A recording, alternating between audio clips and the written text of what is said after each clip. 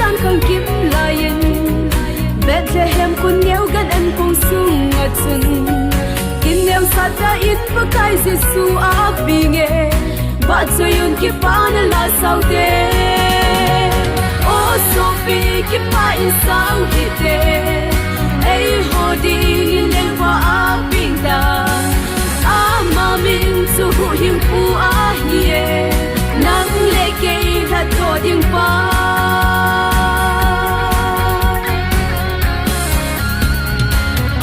sing ho pan dilin a say pie nang ho ding in len krisa a ping kai ti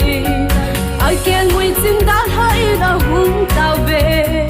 David Hupi Bethlehem suni oh Sophie ki pa in sau hi te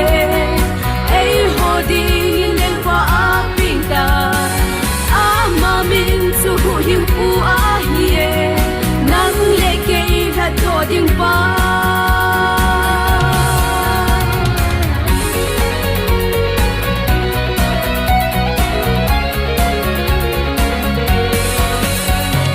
lam hil asi ban lai so la a va e asi le kha thim ho asi lam a hil Bethlehem ma no in a hung ka ve api nau se Jesu lim ding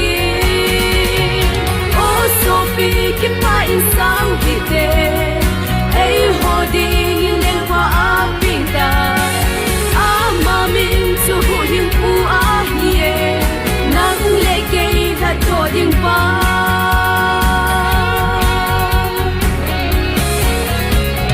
Sophie ei hon song i lung thim ko thongi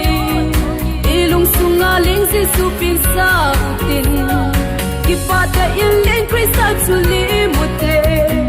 ton so len pa va chu si mute oh Sophie ki pa in sau hi te